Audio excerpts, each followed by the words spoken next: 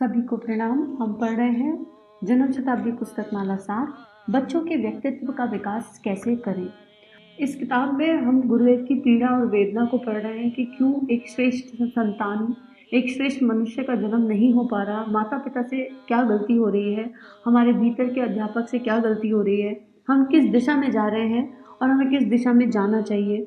शिक्षा और विद्या का अंतर गुरुदेव इनडायरेक्टली समझा रहे हैं। तीनों शरीरों से बच्चे का पोषण कैसे हो, ये गुरुदेव समझा रहे हैं। तो आइए इसको और गहराई से समझने का प्रयास करते हैं गुरु तत्व के सूक्ष्म सानिध्य में, और अपनी गलतियों को अभी समझ जाएं। बिल्कुल देर नहीं हुई है, बच्चा किसी भी उम्र में है, अगर माता पिता जागरूक हो जाएं तो बच्चे में परिवर्तन, श्रेष्ठ परिवर्तन 100% संभव है। तो आगे गुरुदेव लिख रहे हैं, कल गुरुदेव हमें पढ़ा रहे थे कि ये जो शिक्षा प्रणाली है इसमें कोई ना कोई दोष है, हम माने इस बात को या ना माने, क्योंकि ये रोबोट्स तैयार कर रही है, मनुष्य तैयार नहीं कर रही है। क्या करेंगे रोबोट्स का, ऑलरेडी बहुत रोबोट है, क्या करेंगे ऐसी बुद्धि का जो विनाश का कारण बन रही है, क्या करेंगे ऐसी बुद्धि का जो अपनी ही भावनाओं को नहीं समझ पा रही है, क्या करेंगे ऐसी बुद्धि का जो किसी को कॉन्ट्रीब्यूट ही नहीं कर पा रही है कुछ, ऐसी बुद्धि का क्या लाभ, यही गुरुदेव हमें कल समझा रहे थे। तो आगे लिख रहे हैं कि अपनी रोटी कमाना ही मात्र उद्देश्य नहीं है, उससे कुछ नहीं होने वाला है, थोड़ा बड़ा सोचने की आवश्यकता है। सतयुग आना है, और अगर सतयुग आना है तो वो पहले मेरे भीतर आ जाए, मेरे भीतर का सतयुग जागृत हो जाए तो पूरा देश, भारत विश्व गुरु बन जाएगा अपने आप। लेकिन भारत को विश्व गुरु बनाने के लिए अपने भीतर का गुरु तत्व जागृत हो, उस गुरु कृपा से। आगे लिख रहे हैं, अब इसके बाद में तीसरा एक और वर्ग रह जाता है जिसको स्वयं अध्यापक और विद्यार्थी कहते हैं। विद्यार्थी अगर ठीक तरीके से अपने को अनुशासन में रखना नहीं सीखे और इस बात को भूल जाएं कि हमारे जीवन के प्राथमिक वर्ष हमारे भावी जीवन की नींव है, नींव अगर कमजोर बनी रही तो इमारत खड़ी नहीं हो सकती, तब इमारत खराब हो जाएगी, इमारत टूट फूट जाएगी, इमारत तहस नहस हो जाएगी। अगर हमारे भावी जीवन की इमारत जो हमने सुंदर सपने के रूप में सजोकर रखी है, अगर उसकी जड़ छोटी उम्र में विद्यार्थी जीवन ठीक तरीके से संभाल कर नहीं रखे तो हमारी बेहतरीन इमारत नहीं बन सकती, हम खराब जिंदगी जिएंगे। इसलिए प्राथमिक जीवन, जिसको हम विद्यार्थी जीवन कहते हैं, एक संयमित जीवन है, एक तपश्चर्या का जीवन है, योग साधना का जीवन है। उसको योग साधना के रूप में ही जिया जाना चाहिए। विद्यार्थियों को संयम में ही रहना चाहिए। शौक मौज करने के लिए तो कितनी ही जिंदगी पड़ी है, कोमल उम्र है, उस पर जल्दी जल्दी प्रभाव पड़ जाते हैं। उससे उस समय सिनेमा जैसे वाहियात शौक, जिनमें कि अपने देश में सिवाय किसी नैतिक चरित्र खराब का नैतिक चरित्र खराब करने के अलावा और कोई उद्देश्य ही नहीं, ये फिल्में बड़ी उपयोगी थी। जर्मनी और दूसरे देशों ने अपनी जनता को, अपने नागरिकों को वैज्ञानिक जानकारियां, स्वास्थ्य संबंधी जानकारियां, ऐतिहासिक जानकारियां, विश्व की अनेक समस्याओं की जानकारियों के बारे में फिल्म उद्योग का उपयोग किया था और उनसे राष्ट्र को सुशिक्षित किया। और इस अभागे देश में तो सब कुछ चौपट हो रहा है।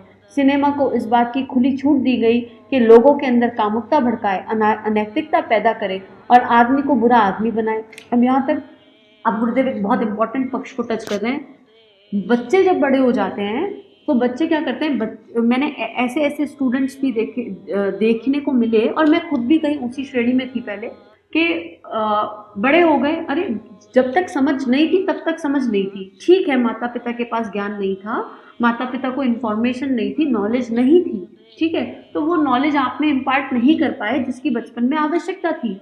लेकिन जब हम बड़े हो गए, हमको अपने खाने पीने का होश है, रहने का होश है, किस पार्टी में जाना है, किस पार्टी में नहीं जाना, कौन सी मूवी देखनी है, क्या कर्म करना है, क्या कर्म नहीं करना, उसका होश है। एक 12 साल के बाद बच्चा समझदार हो जाता है, उसको अपने अच्छे बुरे का ज्ञान होने लगता है, ठीक है। तब हम अपनी कमियों को अपने माता पिता पे क्यों थोप देते हैं, अरे हमारे पेरेंट्स ने हमको सिखाया नहीं, बचपन में ऐसा कर लिया होता तो वैसा नहीं होता, ऐसा घुमा लिया होता, ऐसा समझा लिया हो तो ऐसा नहीं होता। ये ब्लेम गेम है लिटरली। अगर कोई विद्यार्थी इसको सुन रहा है और आप अपने चरित्र में, अपने व्यक्तित्व में किसी कमी को देख रहे हैं और उसका ब्लेम किसी और पर डाल रहे हैं, तो कायर हैं आप। अभी जाग जाओ। क्यों? जीवन हमारा है, हमको जीना है, इसका लाभ और हानि जो भी होगा उसका प्रतिफल हम ही जीने वाले हैं। मान लो आप एक स्टूडेंट हो, आपने जीवन में कुछ बहुत बढ़िया कर लिया, तो माता पिता को कितना लाभ मिल जाएगा उससे? कुछ लाभ नहीं मिलेगा। आप ही खाओगे, आप ही कमाओगे, आप ही का नाम होगा, आप ही का यश होगा, आप ही की गाथा होगी। आप जीवन में फेल हो गए, मान लो कुछ सक्सेस नहीं कर पाए, भगवान ना करे किसी के साथ ऐसा हो, तो माता पिता क्या कर लेंगे, ज़्यादा से ज़्यादा संवेदनाएं दिखा देंगे, साथ बैठ के आपके दुख में दुखी हो लेंगे, इससे ज़्यादा कुछ नहीं कर पाएंगे।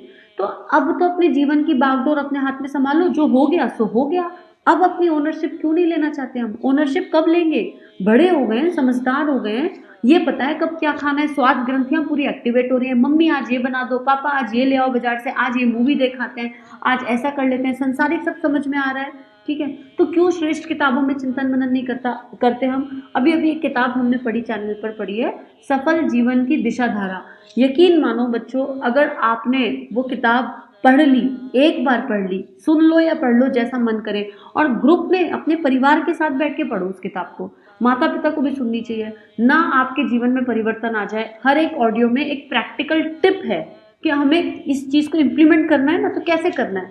आपने अगर वो इम्प्लीमेंट कर लिया, मुझे उस परमात्मा पे, उस गुरु शक्ति पे, उस ब्रह्मांड की ऊर्जा पे इतना विश्वास है कि आपके जीवन में कुछ तो बदलाव आ ही जाएगा। और जिसने उस किताब को 50% भी इम्प्लीमेंट कर लिया, वो अपने जीवन में कुछ तो ढंग का कर ही जाएगा। लेकिन हम सुनने को तैयार हैं क्या? हम करने को तैयार हैं? एफर्ट डालने पड़ेंगे ना, अभ्यास की यात्रा है। तो अगर हम ब्लेम गेम में हैं तो उस ब्लेम गेम से बाहर आ जाइए, क्योंकि उससे कुछ लाभ नहीं होने वाला, अपना ही नुकसान होने वाला है। सीधी सीधी बात है। अपना नुकसान करना चाहते हो तो जो मर्जी कर लो, और अगर एक जीवन को सही तरीके से बेहतरीन जीवन जीना चाहते हो, श्रेष्ठ जीवन जीना चाहते हो, कि अपने ऊपर गर्व हो, माता पिता को भी गर्व हो और उस गुरु शक्ति को भी गर्व हो, तो फिर उस गर्व की ओर बढ़ जाओ। अब गुरुदेव यहाँ फिर तारीफ कर रहे हैं किसकी? सारे देशों की। और जिसका जो अच्छा है गुरुदेव ने वो पिक किया कि बाहर के देशों में हर चीज़ का सदुपयोग और दुरुपयोग हमारे हाथ में है।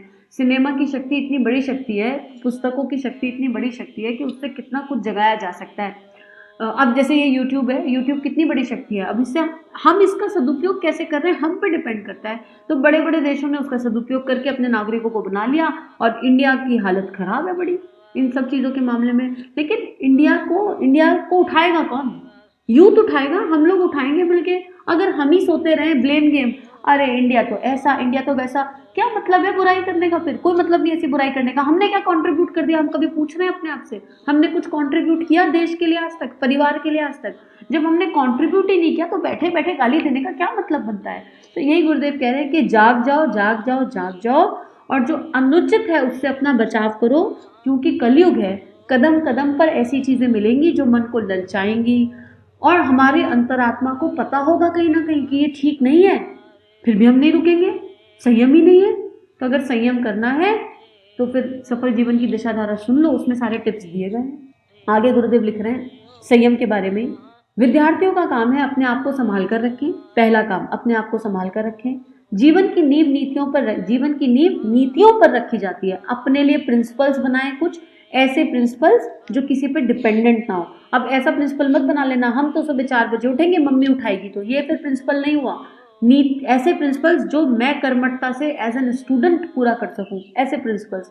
अगर उन्होंने संयम से काम नहीं लिया, ब्रह्मचर्य से काम नहीं लिया, अपने आप को भड़काने वाली परिस्थितियों में रखा और कामुकता की परिस्थितियों में रखा, तो जरूर उनको ऐसी बुरी आदतों को सीखने के लिए मजबूर होना पड़ेगा जो उनके शरीर को खोखला करके रख देगी। और लिटरली हमारी एनर्जी लोअर चक्रास में रहती है, नीचे की तरफ रहती है। हमको पता ही नहीं होता कि हम क्या कर रहे हैं। वासना में खाने, और वासना हर चीज़ की तरफ हो जाती है। खा रहे हैं तो ओवर खा रहे हैं, क्यों खा रहे हैं पता ही नहीं।